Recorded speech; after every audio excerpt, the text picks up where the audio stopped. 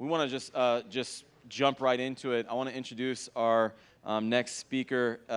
His name's David Joseph. He's a pastor of the Last Harvest Church. It's a church that is part of our church, Arabic-speaking church. They meet here every single weekend. And I was thinking about David Joseph. He has a really remarkable story. He's Egyptian. He was born in Egypt. He started evangelical ministry throughout Egypt in his teens and 20s, and God used it to do some radical things. And if you can imagine starting an evangelical ministry in Egypt, he ran into all kinds of problems and saw the Lord deliver him in all kinds of amazing and great ways. And so we're really excited to have him here. But as I was sitting behind him, I was thinking, how does this guy do it? David, I don't know how old you are, but I'm guessing like late 50s, 60s, somewhere in there. Is that fair? Okay. 70s. No, not 70s. Not 70s. But he's a dentist, and he runs a dental practice here in El Cajon, and full-time job. And then I see him here several nights a week working here. He pastors the church, Last Harvest Church. He also runs a ministry in the Middle East that we have a studio upstairs over here. They produce video and radio programs. They broadcast all over the Middle East. And I was just sitting there thinking, like, dude, I don't know how you do it. I don't know where you get the energy. And I felt like the Lord say to me, David Joseph is reaching Muslims across the world. How could he not find the energy to do it? And I just felt convicted, like he's doing the Lord's work, and I want more of that in my life. And so he's got a lot of good things to share with us. So would you give a warm welcome to Pastor David Joseph?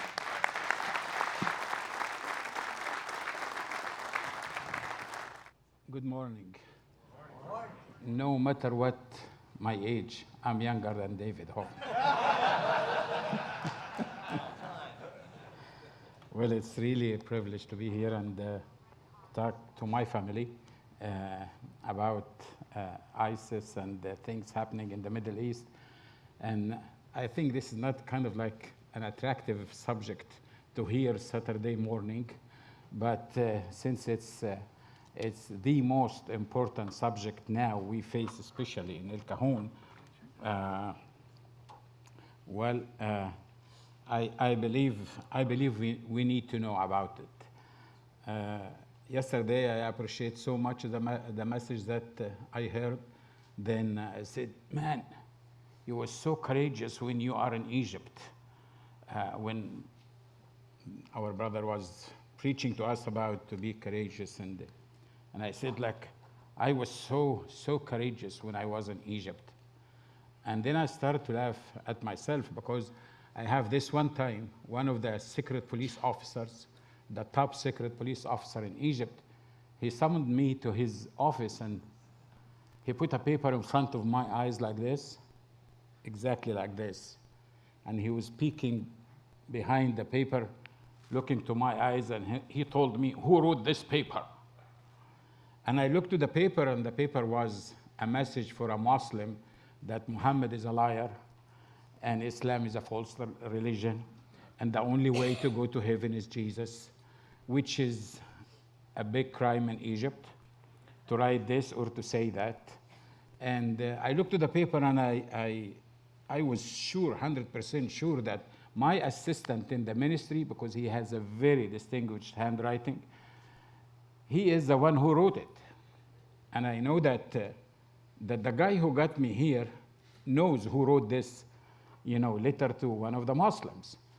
And he knows, of course, that I know who wrote this paper.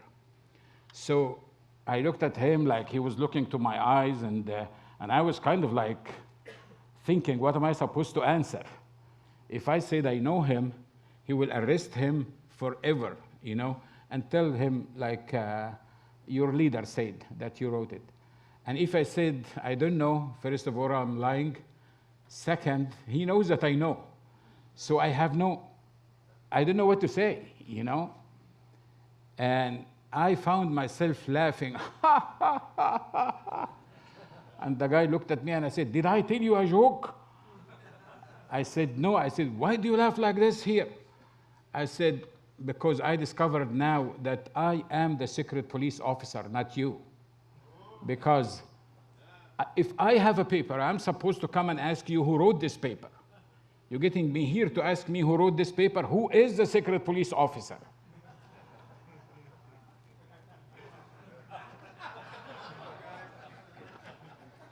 And he looked at me and he said, I will let it go this time. So I went into the street, and here is what the courageous man did. I remember that yesterday when, I heard the message. I start to, shake and my legs, and I told myself, how stupid you are. How come you answer the police officer this answer? Who would have put you like in jail forever or even kill you. In Egypt, anything can happen. And the Holy Spirit started to talk to me, and he said, like, you did nothing, you said nothing. This is my promise. When they put you in such a situation, don't think about your answer. I will give you the answer. And that's exactly what we need to understand this morning. Because if we act sometimes like a courageous people, it's not us, but it's him. Well, ISIS, the Islamic State of Iraq and Syria.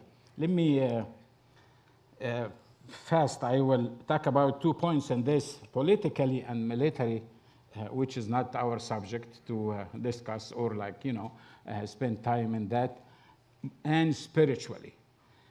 And if we don't understand the spiritual part of ISIS and how can we face ISIS, we missed it, as we missed many things in this world. So politically, how did ISIS started? ISIS traces its origins to Abu Mus'ab al-Zarqawi, who formed the insurgent group Al-Qaeda in Iraq in 2004, following the US invasion. After US invasion to Iraq, Abu Mus'ab al-Zarqawi started the Al-Qaeda with bin Laden, of course. The leader of ISIS is Iraqi Sunni cleric and former US prison inmate, Abu Bakr al-Baghdadi, because the leader of the terrorist group, he was the leader of the terrorist group in 2010. Well, this guy, he was one of America's prisoners. He was in one of the America prisons. And they released him.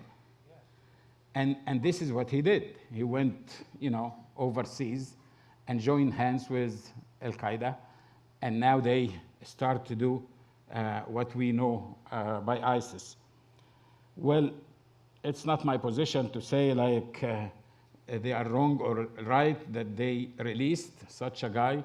But they are asking to release everybody there, and as if nothing happened, And we always do the same mistake. Get these guys, put them in prison. Of course, we cannot get that much information from them. And we feel like we are feeding them, we are giving them safe haven, and then we kick them out of the prison, and they go back, do whatever they do. I want you to concentrate on the spiritual part of that.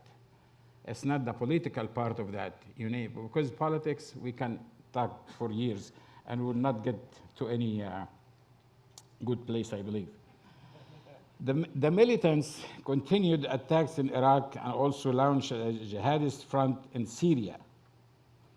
And they joined against President Bashar. Their forces in Iraq and Syria merged together officially from ISIS in 2013. Now, we have this guy, and we have the Abu Mus'ab al-Zarqawi, which he has been killed, and the two groups made Al-Qaeda, or ISIS. So we need to understand the origin of these things. Because you hear in the media, these are some people in Iraq, there are a few people in Syria, they are, coming together. The thing is bigger than we think. Well, no for politics. Anyway, let's talk about the spiritual part of it. we need to understand who is ISIS, why they kill, persecute Christians. If you want to understand that, we need to understand 3 facts. Because sometimes you think like, why they kill Christians? They got these people from Egypt, they put them in the front line, they cut their necks, they put the heads over the bodies, and they have this video, and this video was shown in all the world, you know. And when you think, are these people human beings like us? Think like us? Why do they do that? You know, Christians never come against them. Christians never, well, they are so, negatively speaking, like they do nothing against this. They keep praying. Some of them, they pray in their churches, and that's all what they do. And they try to show love, and they try to show that they have no partiality. They did nothing wrong. You know, these people were Egyptians going to Libya, try to find some good jobs to get some money to support their families. That's all. And not because they are Egyptians, because they are Christians, because all of them are Christians, and this is what we call persecution. And this is what we call, or we know as, the real persecution. Because sometimes, if you go in line and you find somebody from back of the line came in front of you and you are Christian, you cannot, curse him, so you feel that you are persecuted because this guy, came in front of you, or like, he didn't stop in the stop sign. He passed you, on the stop sign. So, and in America we say like everybody has his line of persecution, and I don't think and I don't pray that we taste the persecution that our brothers and sisters overseas and in many other countries they go through. Persecution there, that means you lose everything you have, even your identity. When a Muslim comes to Christ, he has to stay with his Muslim name. He cannot change his name. He has no freedom to change his name. So, in his name, that the name declared that he's a Muslim. His heart is a Christian. Said like, so what?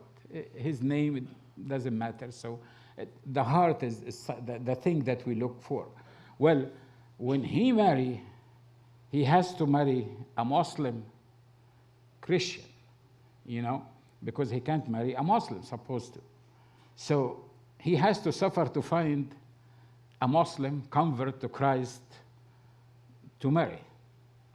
Well, if he was I don't want to say lucky, to find that, because I don't believe in luck. I believe in the, heavenly arrangement for everything. So, but let's say if he's lucky enough to find a wife, and he has a son, the son has to have a Muslim name, and he has to be registered as a Muslim.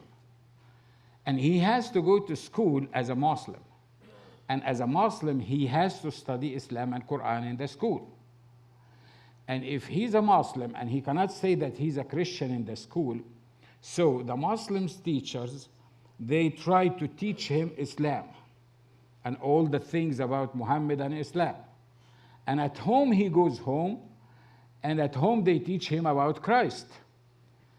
We are talking about 5, 6 years old kids. They don't have the brain to know that we are Christians or Muslims. And at home, their dads tell them like, don't say that we are Christians in the school because that will, make a big problem. And in the same time, in the religious classes, they teach him Quran and teach him what's the good Muslim. And he goes home, asks his dad, the teacher told us Muhammad was so-and-so and Islam, and the Christian dad has to get like his 5, 6 years old kid and teach him like, we are not Muslims. Remember that we are Christians. We are not Muslims. But don't tell anybody that we are Christians in the school, and you have to go. Can you imagine the suffering that the little kids, 4, 5, 6 years old? have in their schools because their dad accepted Christ. And some of them accepted Christ. I remember one of the kids of my friends, I was walking with my friend and he got a phone call from his kid. And he was telling him like, please dad, don't let me go to school anymore.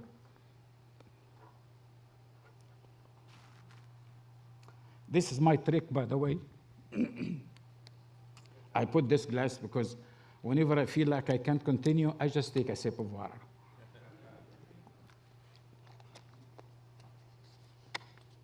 And he was telling him like, please dad, don't let me go to school. Why? Because the teacher kept telling us about Muhammad, about Islam, and I cannot tell her that I'm a Christian, and if I said I'm Christian, everybody will come against me. I'm suffering. Don't let me go to school. Well, it's completely different story to hear about it and to live it. And it's even for me as Egyptian and as someone from the Middle East to live, to see my son suffering every day because I accepted Christ. This is a price that the converts, pay in the Middle East. Spiritually, we need to understand why they kill, why, some spiritual facts. One of them, we live in a world of spirits. Everything, it's my opinion, and we can talk about that. Well, I have the second hour, by the way. If you have any question, you can write it to me or you can discuss it with me. We live in a spiritual world. Everything we see in the material world is designed and manufactured and existed by a spirit. Let me explain that. I know the enemy tries to hide against the subject of the spirits because somebody, when you hear somebody talks about spirits, says, these are the spirit guys, the spirit, they talk about spirits, and you imagine this dark store that it's written like, you can come here, the spirit will do this or that. Anyway, this is not, I'm talking Christian, from the Christian point of view. Well, we need to understand that we live in a spiritual world. We need to understand, I will explain this later, we need to understand that Islam is a spirit. Islam is not a book. Islam is not a prophet. Islam is not a nation of Islam. Islam is not anything else but spirit. And if we miss this fact, we will miss it all. Because the Bible teaches that we have to fight spiritually. And our weapons is not carnal. It's a spiritual weapons that we can overcome the spirits that around us. And the church, the real body of Christ, and I'm not talking about the church because the definition of the church now it's wide enough that nobody can define the church. But I'm talking about the real church, the body of Christ, the group of dedicated Christians under the body of Christ. It's the only body who can fix the world problems. Come on.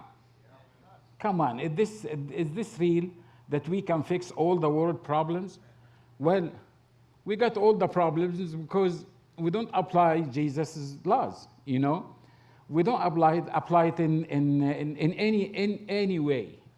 In most of the things that we do, the world, this is not a secret, the world is rejecting Jesus and all the principles, even the 10 Commandments, I'm talking about America. I'm not talking about the Muslim countries. I'm talking about the greatest country in the earth, the country that, practices the most freedom in the earth, the United States. We rejected the Bible, we rejected these things. So, if the church stand up and take her place and start to act as a church, I believe everything can change. Everything can change if the church understood the spiritual battle that we are in. I'm not talking about a prayer group coming here or coming there, you know. But we find like the church is part of the problem. And instead of like being the solution to the problem, the church is part of the problem now. Anyway, we live in a spiritual world. Why did I say that? Why did I say everything, even this, designed and manufactured by a spirit? As simple as that, because I'm a spirit. You know, I'm not only body, I'm not only brain, I'm a spirit, lives in this body. So this is me. This is you. You are not just a group of thoughts in a flesh and blood. You are a spirit connected to someone up there. His name is God, Christ. And guess what? He's also a spirit. Do you agree with me? Yeah, and you know, tell me, yeah. Yeah. So, so I'm a spirit.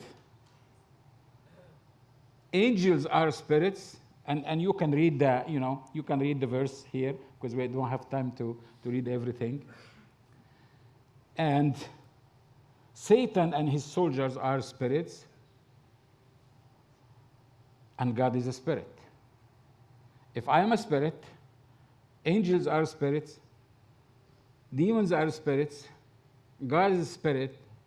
Anybody knows fifth item or fifth person than these four? Nobody. There is nothing.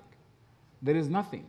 Everything in this world related to these four things or categories or persons. So if I'm a spirit and God is a spirit and Satan and his soldiers are spirits and angels are spirits, so we live in a spiritual world. And if we miss this fact, we missed it all. Because Putin is a spirit. Is a spirit.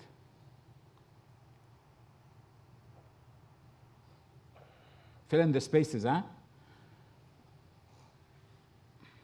Trump is a spirit. I'm not sure about Clinton, but Clinton is a spirit. You know. So if everything is a spirit around us, so we are not cuckoo. We are not the people that kind of like we need or like to live in this superstitious situation or no. This is what the Bible said. So to understand anything happening in your life or in America or around us in the world, we have to consider or we have to understand it spiritually. And if we miss the spirit part of it, the spiritual part of it, we missed it all. And that's why the devil is trying to hide behind these spirit things, you know, and tries to convince us, oh yeah, these guys, the believers, everything are spirits. I have a younger son and the older one too. When I talk to them about like anything, any subject, and I said like, did you discern the spirit behind what you are doing or thinking about, or? And they used to tell me like, Dad, everything is a spirit. They can't comprehend it. I don't blame them, because if we are grown-ups and we cannot comprehend that, we cannot look at it in the right way. So you don't expect like your son understand it. Why? Because we missed it all. When I tell my son, the younger one, and I said like, you know what? You have to decide what you need to do in your life. You have to understand what's the next step. One time he came and told me like, Dad, I go to school, I play basketball in Foothills team. I have a ministry with the kids, and I do too much. Which part you want me to get rid of it? You know,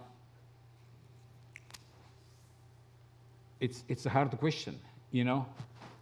So I told him like, if I'm in your place, I will put my priorities like this.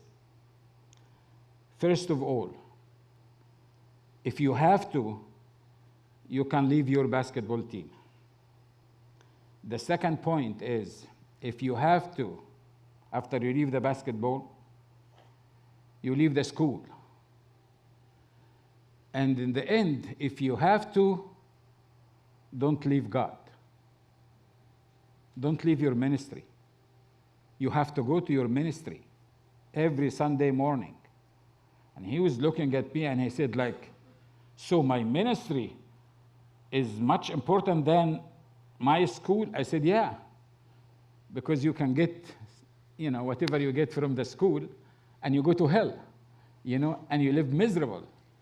But if you get Christ, and if you serve Christ, he will fix your school, and he will fix everything else.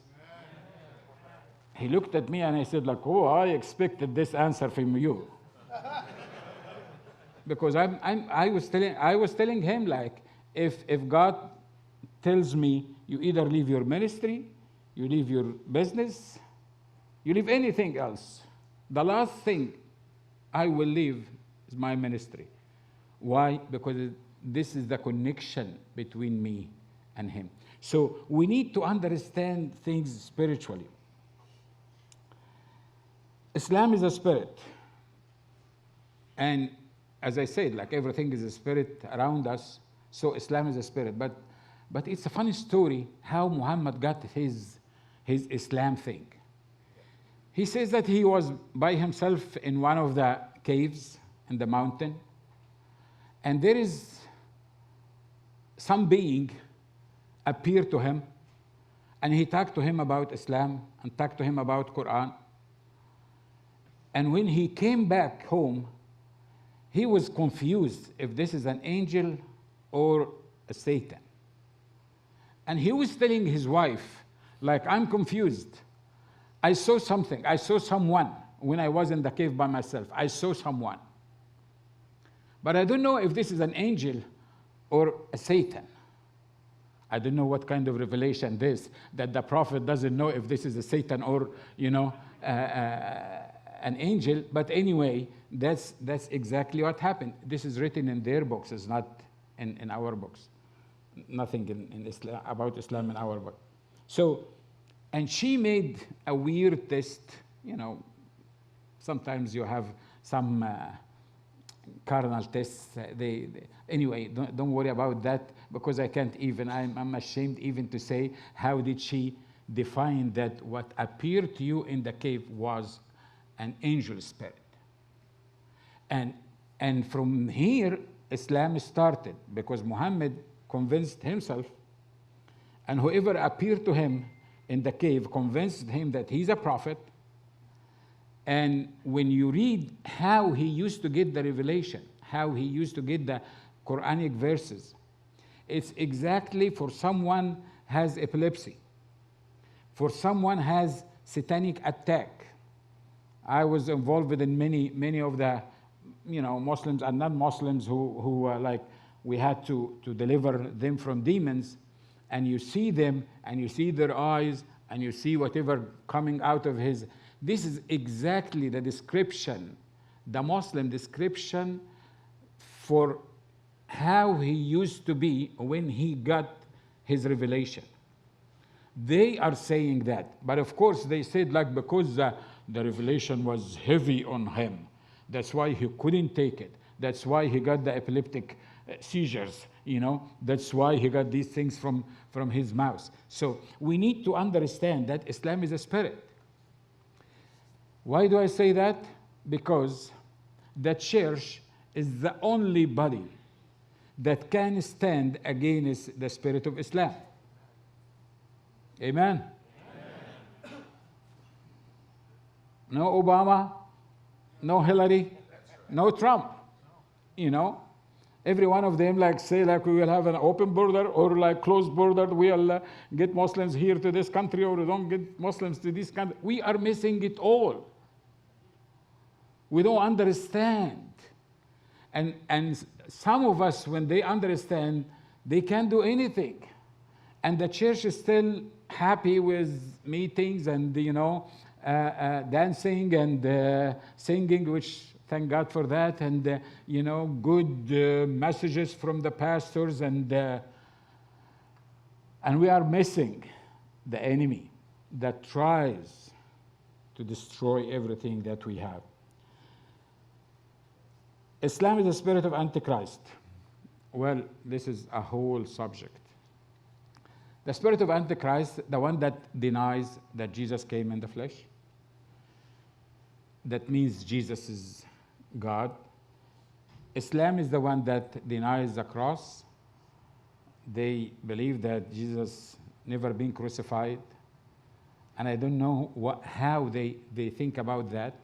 When you talk to a Muslim and I said, like, are you sure that Jesus was not crucified? And I said, no, the Quran said Jesus was not crucified. Well, if Quran said that Jesus is not crucified, but 600 years of books and, manuscripts and all these things saying that Jesus was crucified, and Jesus himself, like he said that he was crucified, and everybody saw him has been crucified, and many saw him like coming back to life. How can you dump all these things in the trash, and just one verse from whoever appeared to Muhammad in this cave told him Jesus was not crucified, and Muhammad believed it and wrote it?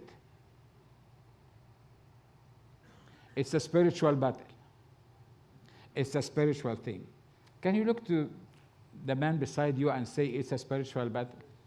Because if you get out of this room understanding this fact, only this fact from what I said, and you start to think about the spiritual part, the spiritual scene of this will change your life.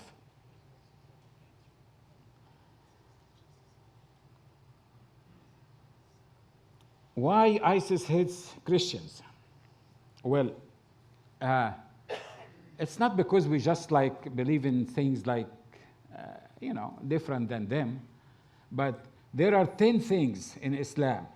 If you do one of them, that you are infidel. And if you are an infidel, Islam gave the right to any Muslim that kills you because you are an infidel.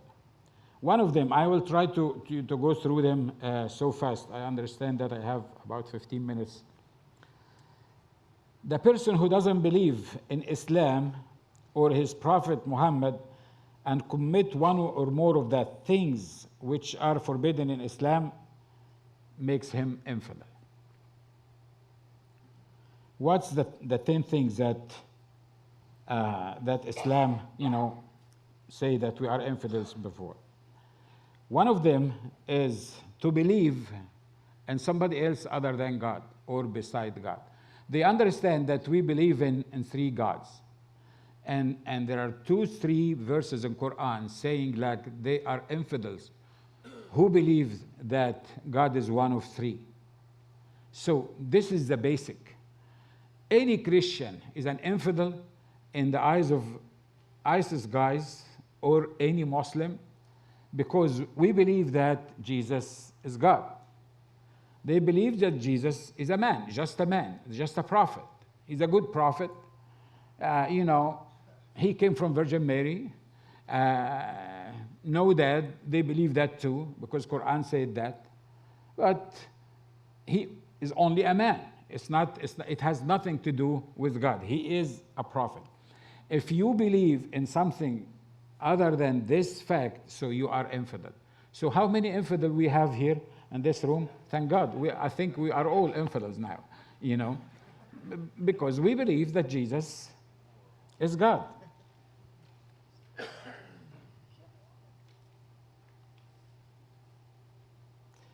The other thing is trusting in anyone to intercede for you beside Muhammad. We believe that Jesus, one of the things that he does for us in the heaven, that he intercedes for us. But the only one that God will accept his intercession for the human being is Muhammad. So you are infidel because you believe that Jesus is there to intercede for you. But the only one that can intercede for you is Muhammad, and you are rejecting Muhammad. So you have nobody to intercede for you. And if you don't accept the intercession of Muhammad, that means you are an infidel. Well, these are some of the verses of Quran. I'm not a fan of reading Quran or say some of the Quranic verses.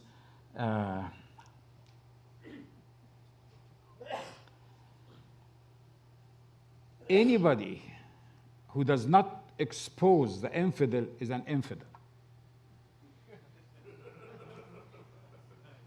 It's kind of like a chess, play.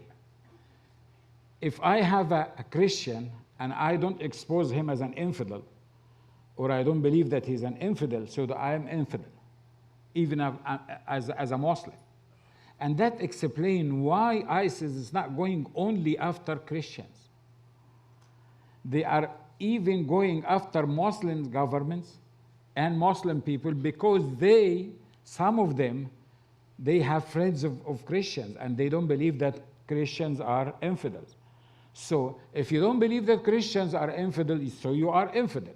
So it's better to believe that Christians are infidels, I believe, It's more safe for you to do that. And here is the Quranic verses. Believe there is Allah higher than the law of Islam.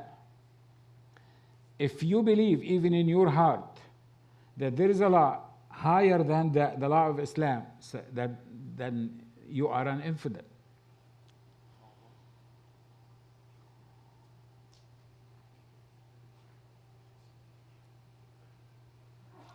If anybody deny or refuse to submit to Islam, he's an infidel. And submit to Islam, they understand it, because sometimes we say, how come people in the Saudi Arabia, they beat Muslims if they found them at the prayer time in the streets? If I don't want to pray, why they beat me to pray? How can somebody beat me to pray? What benefit it will make if they beat me to pray, or beat me to disbelieve some of their facts? This is what Quran states, that anybody refuse to submit to Quran, that means he's an infidel. Well, I will go through that so fast. Anybody mocking Islam or Muhammad, he has to be put to death. Why? Because Muhammad is kind of like the superior prophet, and nobody can mock him. And for years now, Muslims, they try in the Middle East and even in America here to get some law to punish whoever say any bad thing about any prophet. In Egypt, we have a law called the despise of Islam. If any Christian or Muslim despise or say anything about Islam, he's subject at least to 5 years in jail. A few months ago, we have 3 kids. They recorded 30 seconds about ISIS and how they pray and cut the necks. These are 3 Christian kids. The older of them is about 15 years old. They have 30 seconds in their cell phone. They were kind of like imitating the ISIS people when they pray and go and kill people. For that 30 seconds, they got 5 years in jail, the 3 of them. Every one of them, they got 5 years in jail for 30 seconds talking about ISIS. Although Egypt said like we are against ISIS, but when it comes to Islam, the judge who kind of like, take the case, he gave them the highest punishment. We are talking about 12 years old kid, 14 years old, and 15 years old kid. They didn't say anything about Islam. They didn't insult Islam. They were recording like 30 seconds about ISIS, how they kill people after they pray. The judge in Egypt gave them 5 years, and that was in all the news everywhere. I think some of the American stations reported this too. This is what I call persecution, by the way. Participating and performing magic. Maybe this is the only thing that deserved that killed them, but thank God, because he didn't, he didn't delegate this thing to kill somebody in his behalf. If I'm practicing magic, he's supposed to deal with me, not somebody else kills me. Helping or supporting or loving unbelievers. If you help or support or love a Christian, you are an infidel. Can you imagine the atmosphere that the Middle Eastern and the Muslims live in? Just to have a friend from the Christian community, that means you are supporting or loving an unbeliever. And if you support or love the unbeliever, so you are an infidel. Another thing, changing or renouncing Islam.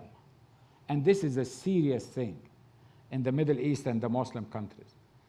You cannot choose any other religion other than Islam if you are a Muslim. And if you are a Christian and became a Muslim, you cannot go back to be Christian. If you are a Muslim even for a few minutes, you are a Muslim. You are trapped there. You cannot change your religion.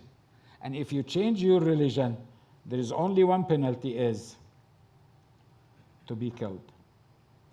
The 10th and the last one, indifference toward Islam and learning the religion. If you don't care about Islam, if you don't care about practicing, prayers, if you don't care about hijab, you are an infidel. Why? Because, you don't care about Islam. So, in the end, let me say, how can we overcome ISIS spirit? First of all, how many of you knows that we have a gift called discerning of the spirits? Thank God. Thank God. We have like 15. How many of you, I know that more than that, you believe, you read about that, discerning of the spirits, As I said, sometimes when we talk about discerning of the spirits, we don't understand the concept. We don't understand what's discerning of the spirits. When I was praying one time, and I have this one prophet sitting in front of me, and he was giving prophecies to some of the members of my church. So I know the members of my church, because we are not a big church, because we don't have too many evangelical Christians, Arabs here. So he was kind of like giving prophecies to some people that I know their stories, and I know that he's right to the point. And I was asking God, and I said, like, God, well, this guy is a prophet. You used me in many, many, many prophecies, but I cannot claim that I'm a prophet. You used me in many healings, but I can't claim that I'm a healer. My gift is gift of healing. So, and I kept asking God, like, you used me in this, but I can't say that I'm a prophet. You used me in this, I can't say that, this is my gift. And then I said, like, so what's my gift? I wish you tell me what's your gift. What's my gift? Well, this guy, suddenly he said, like, Dr. Nagy, you are talking to God right now, telling him that you used me in prophecies, you used me in healings, you used me in this and that, but I don't know my gift. So, and then he said, like, God is telling you that your gift is the discerning of the spirits. So, the smile, when you smile, like, it doesn't show that you agree or disagree. You just, just smile, just to make it So I smiled like this, and after he ended, and he said, like, Dr. Nagy, let me talk to you about your gift. I felt like you didn't like your gift. And I said, it's a gift anyway, you know? It's a gift. Somebody gave me a gift. So, but no, I said, it's not like I didn't like my gift, but the problem is that, am I going to my room looking under my bed for the spirits to discern them? Or like, what are you talking about, like discerning of the spirits? And I know that this is one of the gifts there, but I never thought that this is a very important gift these days because, you know, everything is materialistic, so we don't go after spirits, you know. So the guy said, like, let me explain to you. You will never be able to function in any other gift if you don't have the base of discerning of the spirits. Well, this needs a whole meeting to discuss and, you know, talk about. And he was kind of like telling me, if somebody came and asked you for prayers and he's sick, you need to discern what's behind this sickness. Is it he took shower and got out of, you know, cold and got sick? Or there is a spirit doing this, or whatever, you have to discern. And he started to explain every gift from the point of discerning of the spirits. And I believe that's why the enemy trying to block the eyes of the Christians from this gift, especially from this gift, and doesn't put that much attention to this gift, because he knows that if we can discern the spirits behind Islam, behind what happens in your life, what happens in your home, what happens with your kids, if you understand and align your mind, spiritual mind, to understand the gift of the discerning of the spirits, and you start to discern what's going on in the spiritual realm, most of our problems will be solved. Amen? That's what we need these days. How can we overcome ISIS? One, use the gift of discerning of the spirit. Use the spiritual weapons, have a kingdom mind, unite and do something. Let me explain, for I have 5 minutes more. And I'm insisting to take my right, 5 minutes. Okay? We need to discern some kind of spirits going around us. One of them, it's called the spirit of deep sleep. Can you say it again with me? The spirit of deep sleep. There is a spirit called the spirit of deep sleep. For the Lord has poured out upon you the spirit of deep sleep. And by the way, when you talk to Muslim about Christ, and you come to a point that he has nothing else to say, he cannot kind of like argue with you because you are giving him like real solid information and facts about Christ. The spirit of deep sleep, most of the time, they just start to act. I remember one guy, I was talking to him and he was kind of like furious, talking about redemption. There is no redemption in Islam. There is no redemption. Man doesn't need a redeemer. The man is like born in an innocent situation. So, and when I started to talk to him about the sacrifice of Christ, he was really mad. And suddenly he started to snore. Suddenly he started to snore. And the Holy Spirit, he said that this is the spirit of deep sleep, you know. Well, I guess in America, we are under the attack of the spirit of the deep sleep.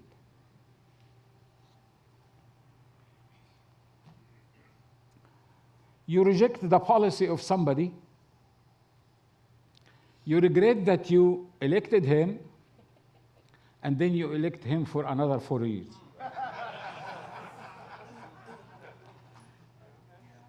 And then you have the same line. I'm not talking politics here, huh? I'm not talking politics. I'm explaining the spirit of deep sleep. You know what? I'll finish here because I want to leave you with this point. Even in our lives, even in our homes, sometimes you feel like we don't see, we don't react. You know, we go with the flow. Even in the churches, we suffer from deep sleep in this country. We cannot stand up. We cannot join hands together. We cannot do something that makes real difference in our life. Why? Because we are under the attack of the deep sleep. And when you try to wake somebody, he just wakes up for a few seconds and he starts to snore one more time, you know? When September 11 happened, everybody was kind of like shocked and awake, and a few days, we have this one pastor is not in this pulpit, thank God for this pulpit and the people that preach from this pulpit, in one of the pulpits here in San Diego, getting one of the Muslim leaders, and he agreed that we worship the same God. Muslims and Christians are worshiping the same God. I'm talking about a mega church. And I'm talking about a very famous pastor. Please don't try to find his name, you know, to forget about whatever I said and try to find who's this guy. You know, it doesn't matter who's this guy. But the problem is that we are under the attack of the spirit of deep sleep in this country. And the only thing that we need is that just the Holy Spirit just wake us up and let us see things from the spiritual point of view. And if we don't do that, if we cannot see the spiritual point of view in anything, that will be a problem. In one of the meetings, it happens like maybe like a few weeks, I was a group of pastors, and one of them, he was so excited. He's a good man. He was so excited, and I said, like, we have a Muslim family came to our church, and they participated in the communion.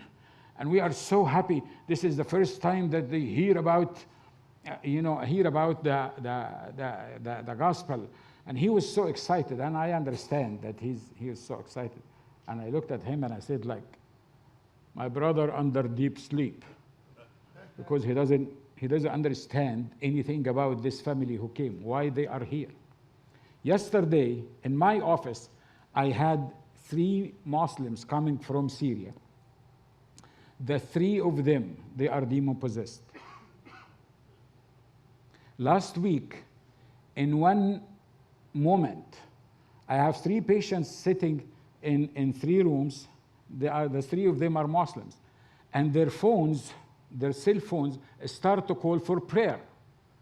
The whole office was calling for prayer for Muslims, because they have this application in the phone that when the prayer time comes, their phone just start to call for prayer, the things that we hate to hear in the Middle East. And I found like calling for the Muslim prayers coming from every room in my office. And if I say anything, I am not tolerant to Muslims, I'm not, you know what? In the middle of the office, I said, everybody shut off your phone. This is not your mosque. People start to tell me, yeah, this is the calling of prayers. This is the calling for prayer. I said, you call in your home. You go to your mosque, pray. But in this office, I don't want to hear this in my office.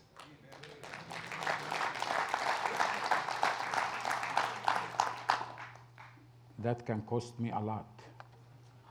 A lot. Even my license, you know? But I know something, that there is someone up there controls everything, you know?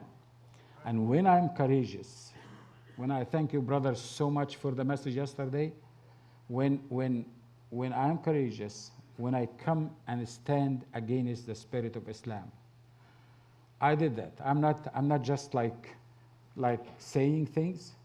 When my son has to study Islam in the 5th grade, And he came and he said, like, the teacher said that we will study a class of Islam 6 weeks. They give the kids, your kids, they give them Muslim names. Some of them, they put them galabiyas. They take them to teach them how to pray in Islam. And we have to be tolerant. We have to be nice, and we have to accept that. I told Andrew, my son, when they start to do that, stand up and tell the teacher, my dad from the Middle East, and he said, everything you will say about Islam is false and lie. I'm not gonna learn it. I will be out of your class and you will give me A. Otherwise, my dad will come to the school.